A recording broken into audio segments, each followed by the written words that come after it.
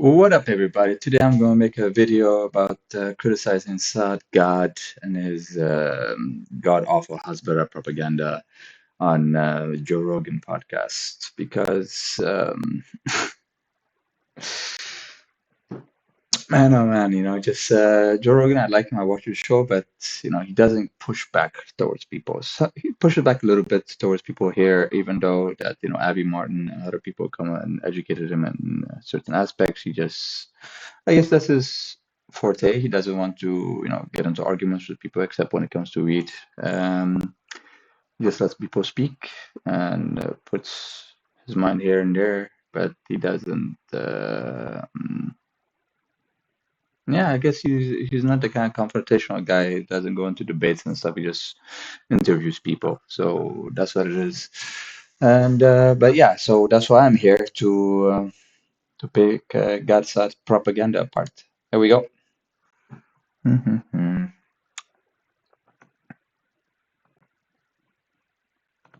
You've somehow or another avoided like a full-scale cancellation.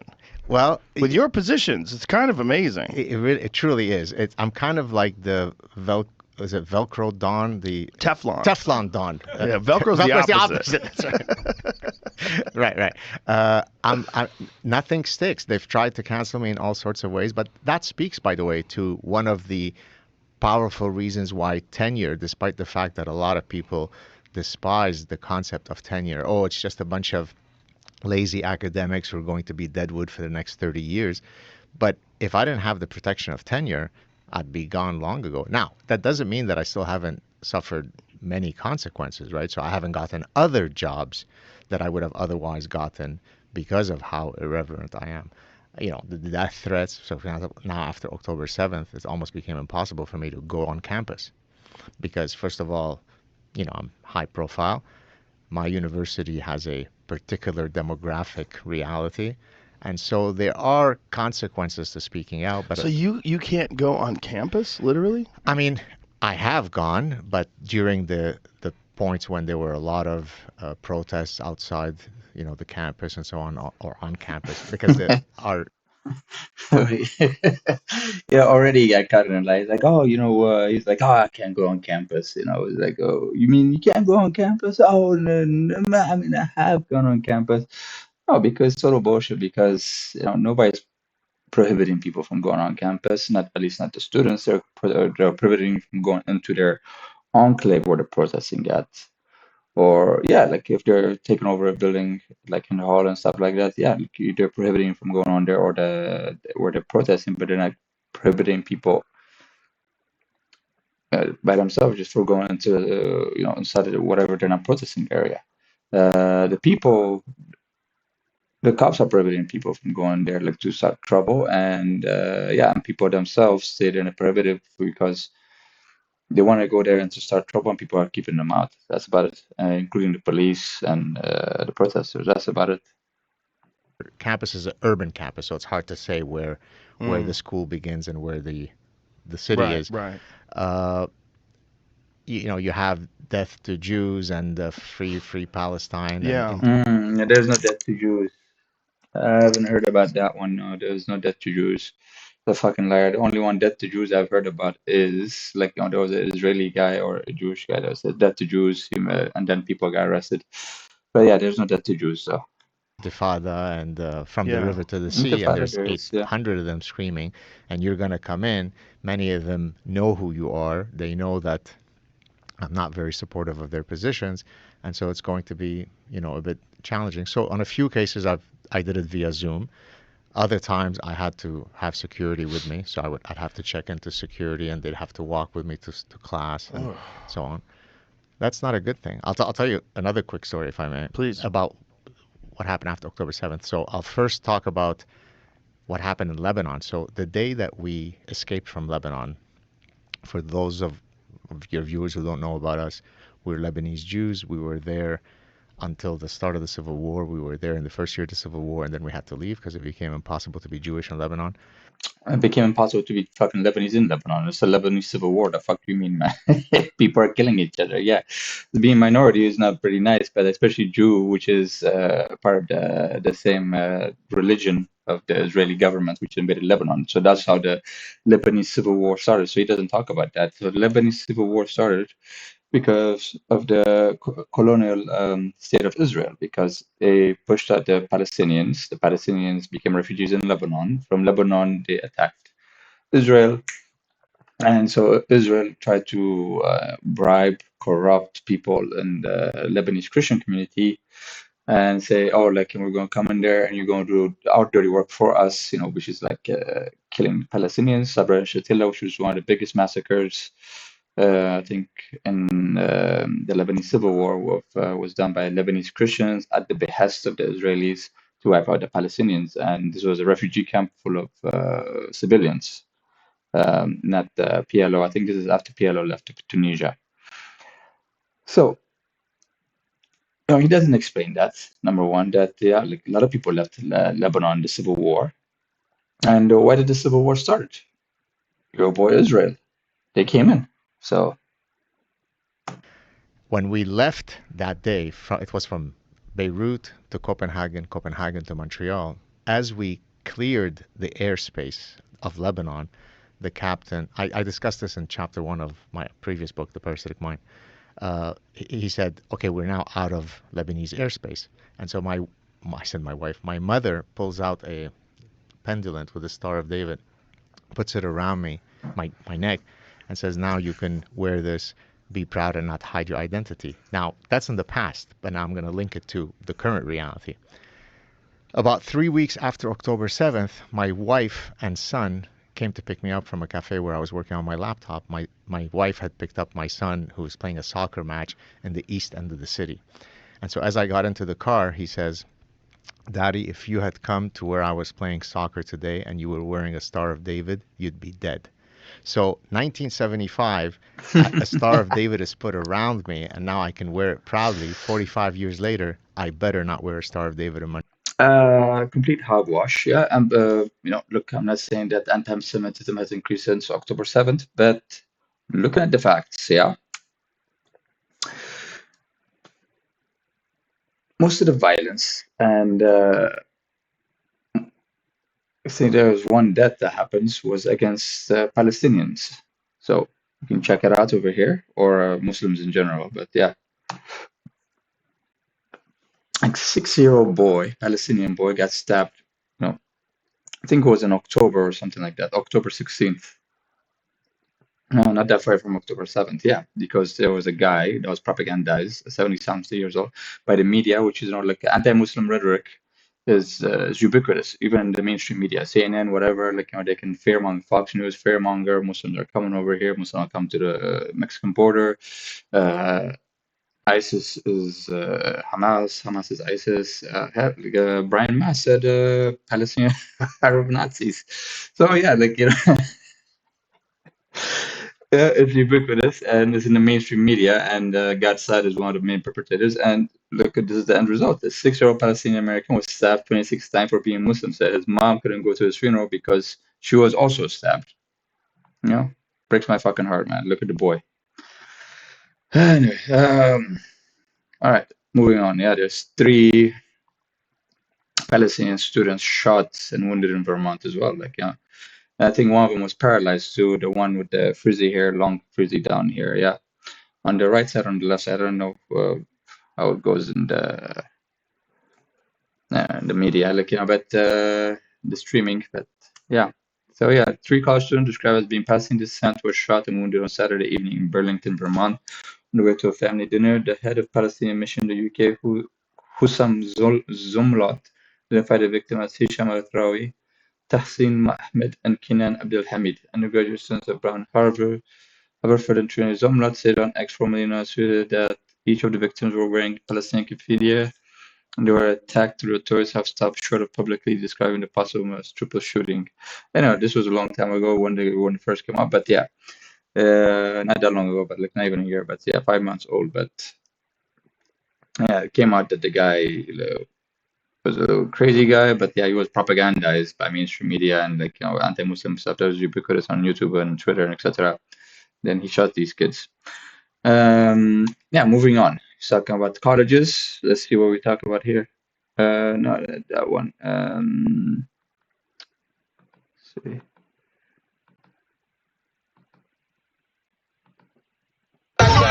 Oh, yeah, check this out. ASU University is talking about, oh yeah, like the protesters. This is what they say, the protesters are anti-Semitic, anti-Jewish, blah, blah, blah, that to Jews they call, but look how the counter-protesters, his buddies, like, some, a couple of Jewish guys, professors, counter-protesters, Zionists probably, You don't like it? great people. You are literally. Go back to the, I'm literally in your face. That's right. You're disrespecting my religious Why are you wearing a mask? boundaries. You're supposed to be happy what you're doing. Religious boundaries. What does this have to do with religion? You're spewing hate. What does this have to do with religion? you're spewing hate. No. Out of here. Yeah, who invited you here? Ooh, Jonathan Udelman, a postdoctoral research scholar at Arizona State University, was under investigation following a viral clip of him harassing a woman wearing a hijab. I say, just so much hate towards us Jewish people, just so much hate, you know. No, there's hate towards Israel, and if you conflate Zionism with Judaism, and if you think that's how, you conflate those two together, then you get this. Okay, you want to know why people hate you? Okay, people hate Israel. Okay, number one, you're a colonial state. Number two, you lie all the fucking time. Number three, like and then number three, you're committing genocide. That's what it is. You're a colonial state, and then you lie about it all the time. You try to play the victim, which you're not. And then three, you're committing genocide, ethnic cleansing. Yeah, which is slowly over 75 years, you're slowly kicking those people out, and then acting like you're the victim. Oh my God, it's all about me. Anyway, you can see, from what I've heard, there haven't been any murders or stabbings or it's like the fake one with the girl who's stabbed in the eye, which she wasn't. But murders, there haven't been anybody shot from the Jewish because they were Jewish, and protesting or etc. Yeah, I'm sure people have been punched and stuff like that. That I've seen, but. Counter protesters been punched when they were there, counter protesting and getting into people's faces like this guy. Seen them getting punched, but outside of that, I haven't seen people getting, shot or stabbed or anything like that. So, he's complaining about anti-Semitism, but the only Semitic group I've seen is getting this kind of stuff is the Arabs, and being called Hitler Youth and Nazis as well. That's every student that's protesting. But yeah, moving on. Montreal, Canada, that doesn't bode too well, Jack. At a kid's soccer game. Yeah, because the demographic reality in that neighborhood is such that a Star of David would be viewed as provocative incitement. What's crazy to me is, regardless of how you feel about how the Israeli military and the army is pursuing the war in Gaza, regardless of that, the blatant, just out in the open anti-Semitism that we see today is like nothing I've ever seen before. Like roaches coming out of the woodwork. Like what? Like you see it all over social media, and it's like this. If this was September. To be frank, we also see a lot of anti-black stuff. I haven't seen a lot of anti-Mexican stuff, but we do see a lot of anti-black stuff, anti-Muslim stuff, and it's ubiquitous. Yeah, there's a lot of racism in the online. So, yeah. And not October. Like if this is just, you would be shunned. Everybody would be like, this is horrible. How the fuck could you say this? How are you? You're openly anti-Semitic. You're openly blaming the Jews for all the world's problems. This is crazy. This is Nazi shit. And yet you're seeing it everywhere now. When those teachers were in front of Congress, when those principals of those universities were in front of Congress, and they were saying that it's not harassment to say death to the Jews unless it's actionable, which is the craziest. Why are you making shit up? Joe Rogan, right? What the fuck is wrong with you, man? Like a fucking false memory idiot, man. Just no, that's not what they said. She was like, they were talking about free Palestine from the river to the sea. They were explaining that I think it was this Miss Gay, I forgot her first name, yeah, Claudine Gay, yeah. That she was explaining that, yeah, free Palestine, and then the congresswoman was like, oh, you're pulling for genocide. Oh my God. From the river to the sea is called no, they're saying free the people, free the Palestinian people, free Palestine from the occupation. They're not saying, wipe out, kill all the Jews, or yeah, but they're saying that destruction of Israel as the apartheid state. Yeah, they don't mean that the destruction of the Jews or the destruction of the Israelis, but they're saying the destruction of Israel as the apartheid state and freeing the land and freeing the people from the hate and the racism and the occupation. Just like people were talking about, oh, free South Africa back in the day, they were talking about freeing it from occupation, freeing it from apartheid, not ethnically cleansing every white person, or I mean, killing every white person, or or in this case, the Jews from Israel. Yeah.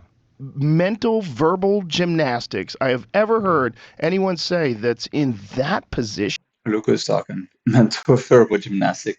Free Palestine means genocide talk. Intifada means genocide talk. Yeah, this uprising means, yeah, shake it off, like shake off the occupation, but it does not mean call for genocide. None of that is called for genocide, or water, something like you were saying as well. That doesn't all mean, none of it is calling for genocide, all right? We have fucking Benjamin Netanyahu calling out the Amalek, which is a biblical term talking about, kill all the cattle, kill all the children, kill all the women, whatever, like poison the wells. That's what is the biblical. And then some retards coming like Destiny and Loner Box talking about, oh, well, why is that in the Hague? Don't remember what Amalek did to you. We have Israeli officials talking about you are dealing with human animals. Some people are talking about dropping nuclear bombs in Gaza. Some people are talking about leveling it to the ground. All sorts of nonsense coming out from actual politicians inside the Israeli government. And these people are talking about free Palestine is genocidal speech. In a position of being the head of Harvard, it was so crazy to watch. It's so crazy to see. It's almost like we live in an crazy that you're alternative fucking lying. timeline. Like we entered into a new dimension. Like in our sleep, we woke up, but we're in a new place. Yeah, exactly. Actually, let's go nothing back. should Let's surprise see what me given Claudine Gay. Let's say Claudine Gay YouTube. Let's see back to speech. Claudine Gay. Nah, whatever. Shut up.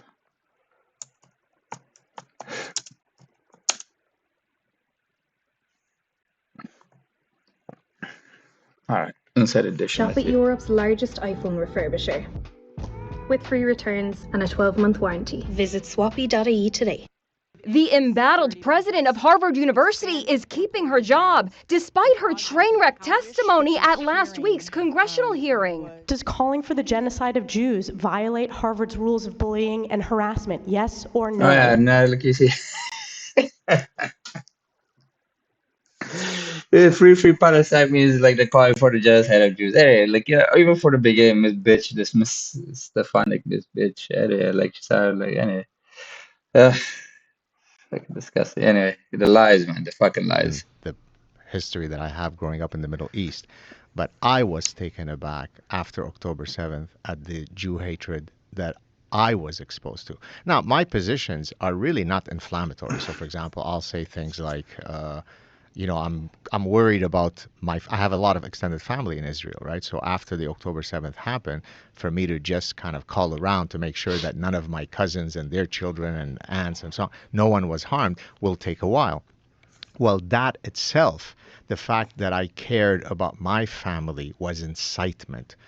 I'm a Zionist. I'm a baby killer, right? I am personally responsible for the IDF killing any innocent children.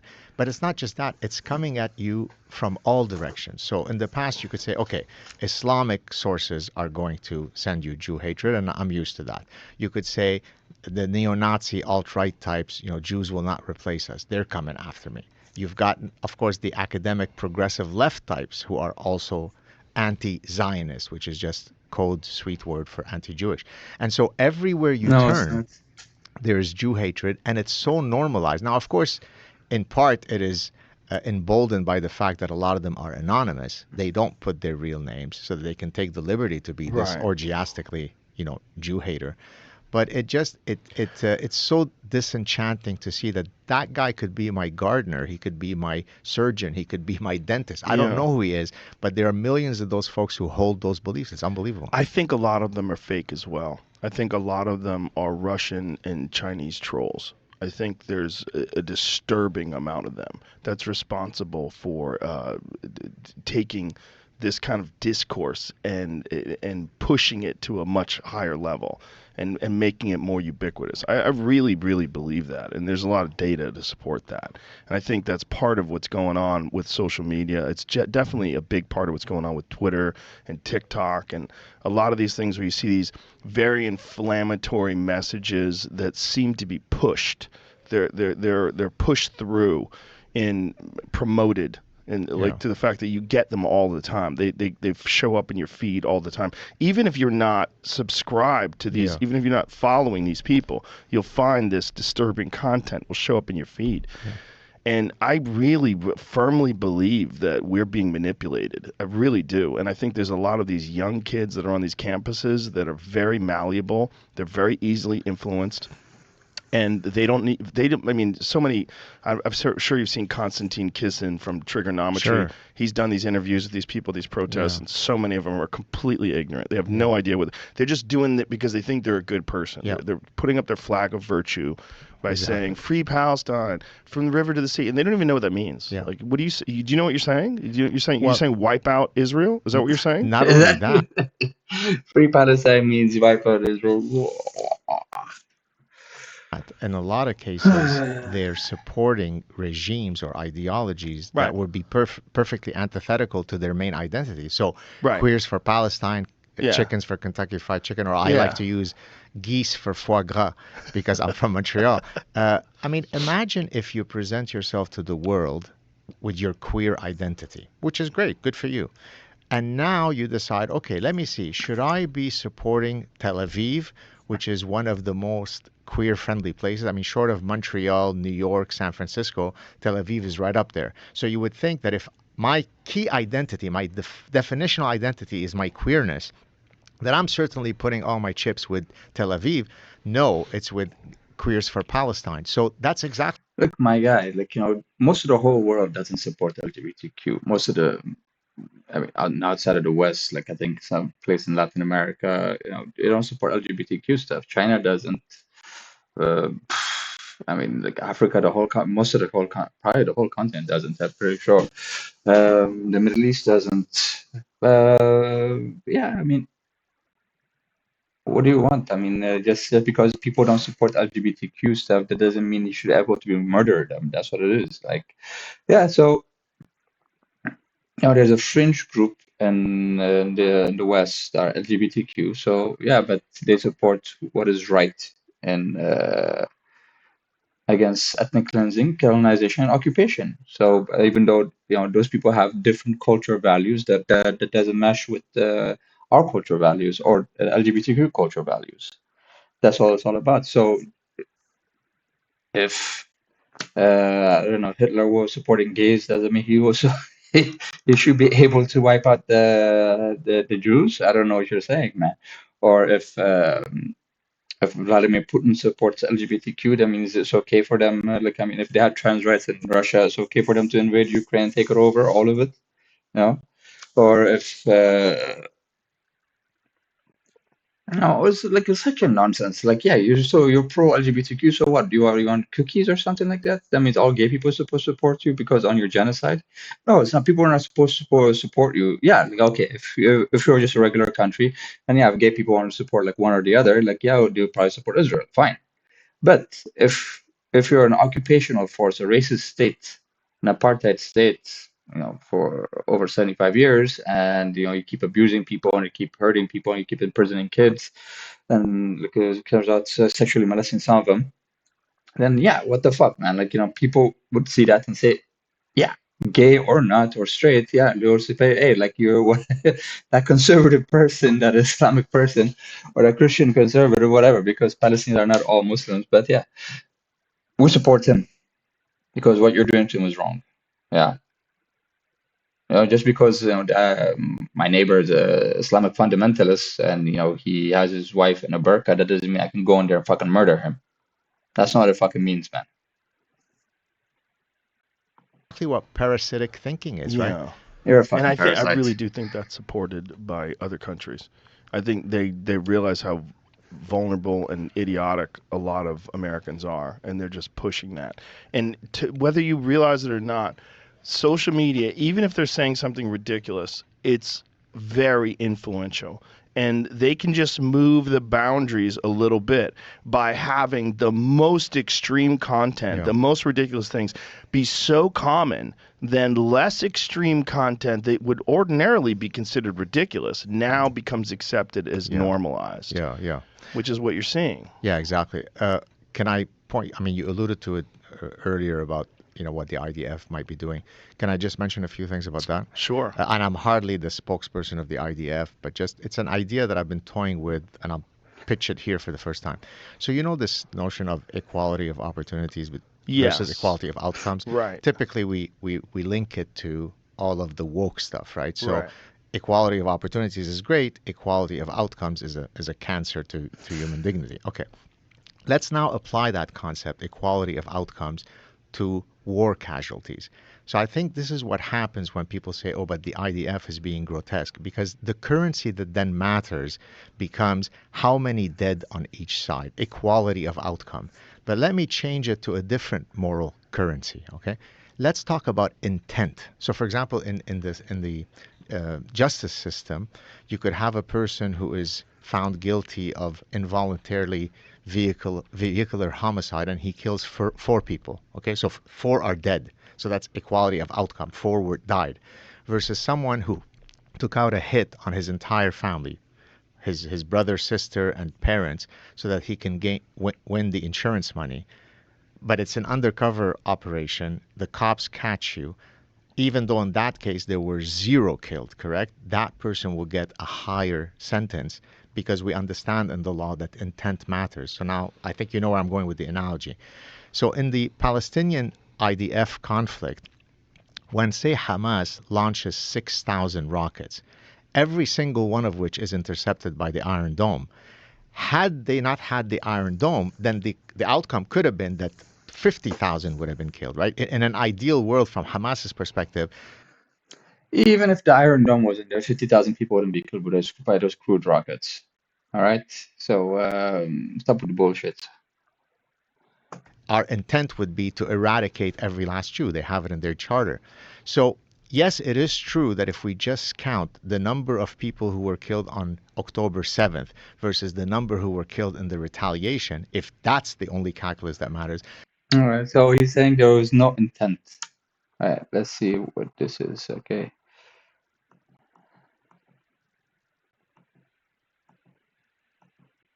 There it is.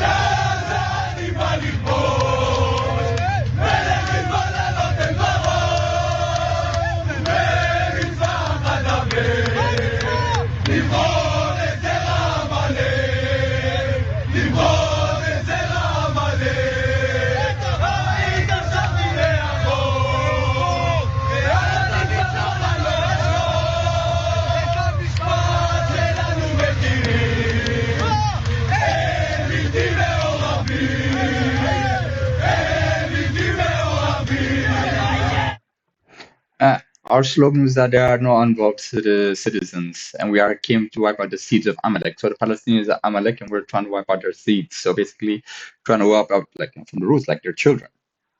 Sad, how many more videos do you have to see, or even the Pope came out and called Israeli army terrorists for sniping 2 Christian women there next to a church. Like they were coming out to use the bathroom. That's what people were saying. And then a sniper hit like one of them in the fucking neck, and then and then the other one came back, and then another bullet. Like I mean, there's no intent. Are you fucking shitting me, man?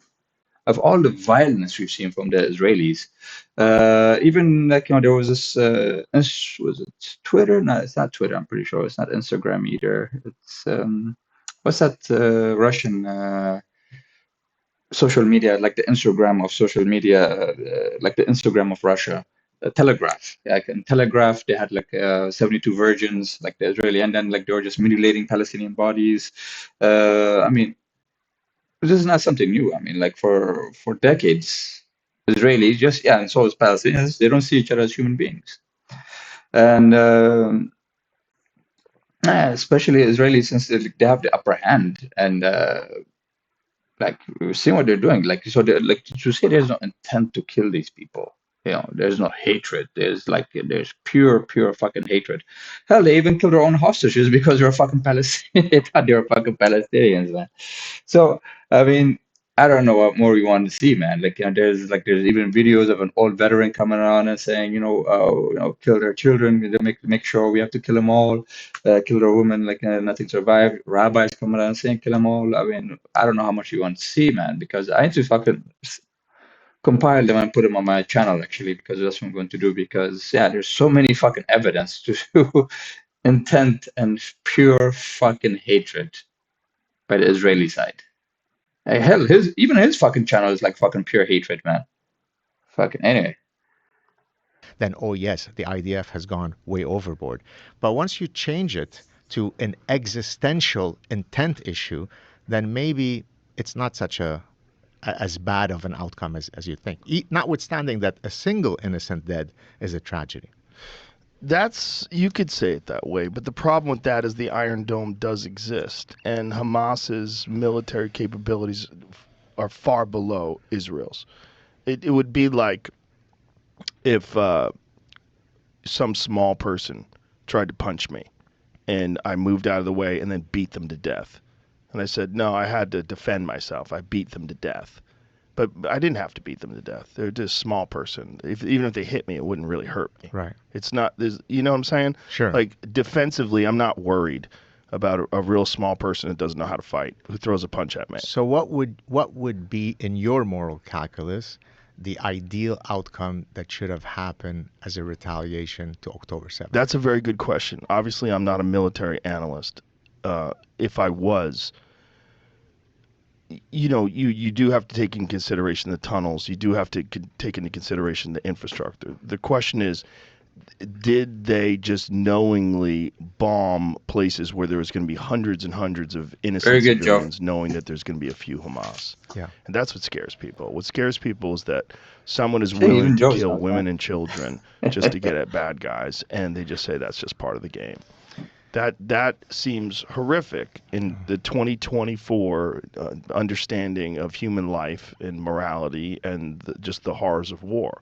That they're blowing up mosques, they're blowing up schools, they're blowing up apartment buildings, anything where they think Hamas is. So again, let me preface, and I shouldn't have to say this, that a single person killed that's innocent is a tragedy. Of course. But compare that reality to almost any other war that you have in working memory. Why is there a unique, unbelievably high threshold of morality that is placed on the Israeli nation, right? Now, you probably already know this.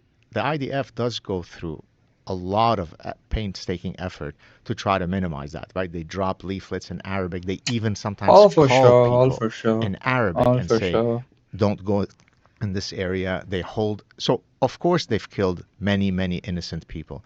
But they're placed between a rock and a hard place. What can you do, right? The other side knows exactly that if they do exactly what they're doing, either you don't retaliate and we win, or you retaliate very harshly as they have, and then you still win, right? Today, the propaganda war has been completely won by Hamas, right? There's a complete genocide in the informational war against the IDF, right? One other point, and then I'll cede the floor back to you. The term genocide, Jacques Derrida was a very famous postmodernist who developed the field of deconstructionism. Language creates reality, right? He was one of the guys who allowed the ecosystem of up is down, men could be women, left is right, slavery is freedom, right? It's that postmodernist game that allows these kind of insane ideas to flourish. Well, when you misuse words like everything is a genocide, Right, it's that like does no one a service. There Free is no Palestine genocide. genocide. There is a killing of a lot of people. Again, every single one killed is a tragedy. But if Israel wanted to commit a genocide, by the end of my appearing on this 10th time on this show, there wouldn't be a single Palestinian left. So if they were genocidal in their intent, then they really are shitty genocidal maniacs because Yeah, but then they would lose. I mean, I don't think the Arab states would be laying back either. I don't think the United States also would lose their support. I don't think either Russia or China as well is going to sit back and say that is okay as well. Like dropping nuclear bombs is a very serious move nowadays. And then if you drop those, other countries, you basically destabilize the whole world because either they let you go and say, hey, look, dropping bombs and, putting people into concentration camps and gassing them is okay again, or they would have to fight you. So you shoot yourself in your own foot if you try to do that. And you're worried about your public image. You don't want to do that openly.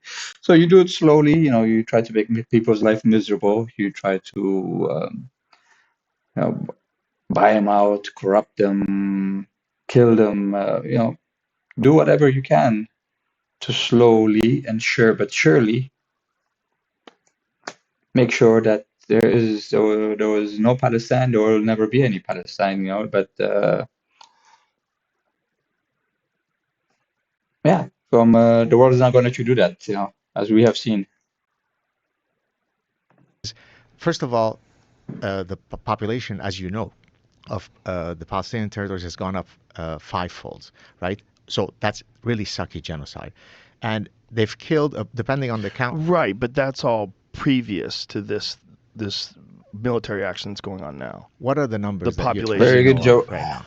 It's hard to say. I mean, Israel has one statistic, and then there's other statistics by human rights organizations that it estimate at least 12,000 missing in the rubble that are probably dead and 30,000 dead. Now, at the number of those 30,000, what percentage is Hamas? I'm not sure. So I've heard the most favorable estimates to the IDF are about 1-to-1 ratio. The less estimate, it's about 1 to 1.5. Okay. 1 to 2, up to 1 to 2. So if they killed 30,000 people, 15,000 are Hamas? Is that what you're saying? That would be best case scenario. If 1 to 1 would be 15,000 to 15,000, and then you can take it from there. Hey man, I'm tired of watching this asshole, man. But yeah, just pure propaganda. Fucking yeah. What can I say, man? Hasbara. At least Joe Rogan actually pushed up on certain things from him. But yeah, fucking wild, man.